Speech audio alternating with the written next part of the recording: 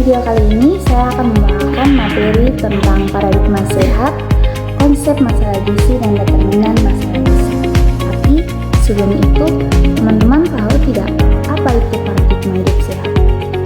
Aktif antisipatif dengan melihat masalah kesehatan sebagai masalah yang dipengaruhi oleh banyak faktor secara dinamis dan lintas sektoral dalam suatu wilayah yang berorientasi kepada peningkatan pemeliharaan dan perlindungan terhadap penduduk agar tetap sehat dan bukan hanya penyembuh penduduk yang sakit.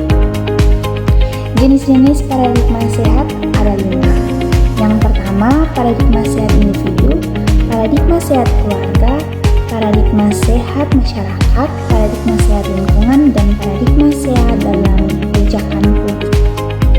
Yang pertama ada paradigma sehat individu. Paradigma sehat individu lebih menekankan bahwa setiap individu harus mampu bertanggung jawab atas kesehatan dirinya sendiri. Artinya seseorang harus berusaha untuk menjaga, memelihara, dan meningkatkan kesehatannya agar dia terhindar dari penyakit. Contohnya dengan berolahraga secara rutin dan teratur, mengonsumsi makanan bergizi, dan menjaga kesehatan tubuh. Yang kedua adalah paradigma sehat keluarga. Paradigma sehat keluarga lebih berfokus pada keluarga sebagai unit terkecil di dalam lingkungan masyarakat. Keluarga berperan penting dalam membentuk kebiasaan dan pola hidup sehat bagi semua anggotanya. Contohnya dengan melengkapi imunisasi anak, menyediakan makanan bergizi untuk anggota keluarga, melakukan pemeriksaan rutin, dan juga menjaga kebersihan rumah.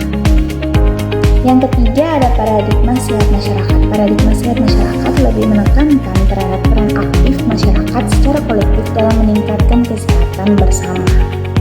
Contohnya seperti gotong royong membersihkan lingkungan sekitar, mengadakan posyandu dan penyuluhan kesehatan di setiap desa, melakukan program kebersihan bersama di setiap lingkungan pada setiap minggu. Konsep masalah gizi adalah konsep gizi yang berhubungan langsung dengan kesehatan seseorang.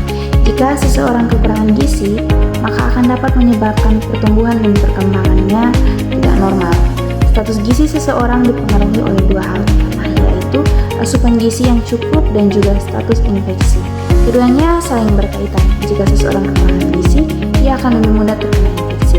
Faktor lain yang ada yaitu faktor pola asuh, sosial ekonomi, pendidikan, dan juga budaya. Oleh karena itu, perbaikan gizi harus dilakukan secara menyeluruh melalui edukasi dan juga peningkatan pengetahuan masyarakat. Jenis-jenis masalah gizi dibagi atas 4 bagian. Yang pertama ada K atau kekurangan energi dan protein atau bisa disebut dengan undernutrition, di mana terjadinya kekurangan kalori dan juga protein yang menyebabkan penurunan berat badan dan juga pertumbuhan. Contohnya ada penyakit marasmus dan juga penyakit kwashiorkor. Penyakit marasmus adalah penyakit di mana kekurangan energi total yang menyebabkan tubuh menjadi sangat kurus, kulit menjadi kering, dan juga kehilangan lemak pada tubuhnya. Penyakit marasmus ini sering terjadi pada bayi yang kekurangan ASI. Yang kedua ada penyakit kwashiorkor. Penyakit kwashiorkor ini adalah penyakit kekurangan protein utama yang ditandai dengan edema atau pembengkakan di sekitar wajah dan juga kaki. Rambutnya rapuh dan juga hatinya membesar. Penyakit ini terjadi pada anak usia 1-3 tahun setelah penyakit. Dan yang kedua ada kekurangan gizi mikro atau micronutrient deficiencies. Penyakit ini adalah penyakit di mana kekurangan vitamin dan juga mineral esensial. Penyakit ini sering disebut dengan hidden hangat.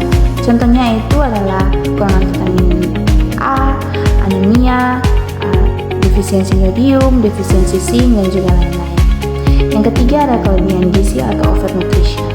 Overnutrition ini terjadi karena asupan kalori yang berlebih yang menyebabkan obesitas dan juga penyakit tidak menular.